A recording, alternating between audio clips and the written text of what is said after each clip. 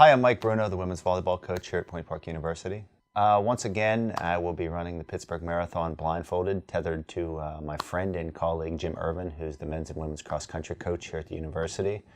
Last year we did it for Vision Research Ropard Foundation, and this year we're going to be running for Autism Speaks. My daughter Cassie, who is 8 years old, is visually impaired and also lives with autism.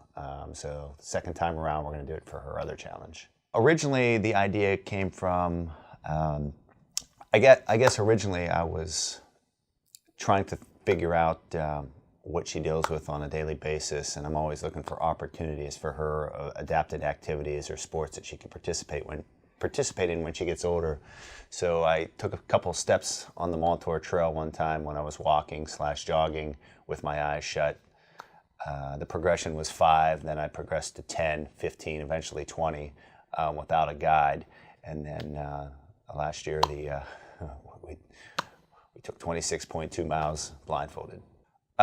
We came up with the idea, actually it was December 4th, leading up to last year's marathon, and so I guess we had 5-6 months to prepare. The thing that led me to do it for autism this year was it was around mile 14 when we were in the Shadyside neighborhood.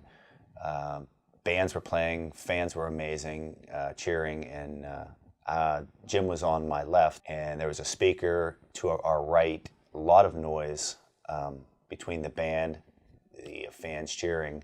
We had to make a right-hand turn, and for the first time in my life, I experienced sensory overload, a common challenge that autistic children deal with. We had to turn right. Instinctually, I wanted to go left. I always equate that experience of being in a dark haunted house. You want to go away from the noise. So, that I never dreamed that would happen. I was just concentrating on her challenge of vision.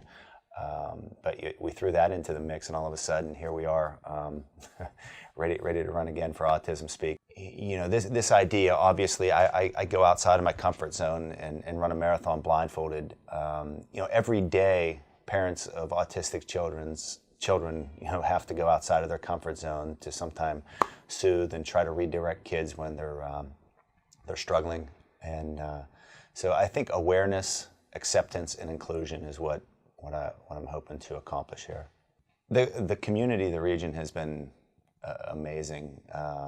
Just this past weekend, the Riverhounds had a Blue Out support for Autism Speaks. They played the Charleston Battery, and they had some different charitable events that raise money for Autism Speaks as well.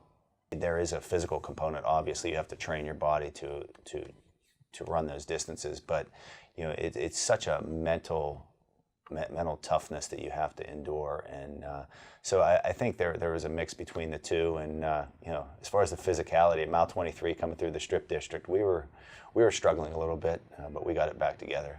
As a coach, I've seen teams that have won championships and then walk into the gym the next year and expect it to happen again, and so we put the work in. I know our fitness level is where it needs to be.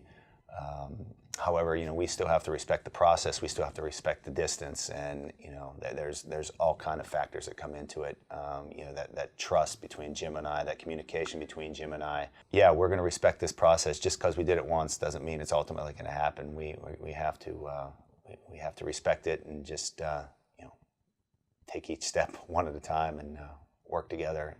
We are in the process of filing the paperwork to get our foundation started. Eventually, Team Cassie is going to be a charitable foundation where we are going to award scholarships to visually impaired students, autistic students, and additionally, we would like to purchase adapted bicycles for special needs children in the area. If there is one thing that I would like to get out there is, this Sunday we're going to be outside of our comfort zone. There is going to be parents every day with autistic children outside their comfort zone. When we're doing it, the fans, the community of Pittsburgh is amazing. They're encouraging, they're cheering us. I challenge people to encourage parents, during those tough times too, and just reach out and maybe some kind words or a gesture or a smile, or hang in there, mom and dad. I feel for you type thing. So that is the awareness, the perception is something that I think is the big part of why we're doing this. Yeah, we have a website. It's 26-2blindfolded.com. And there's a link that goes right to Autism Speaks if you want to donate on our website.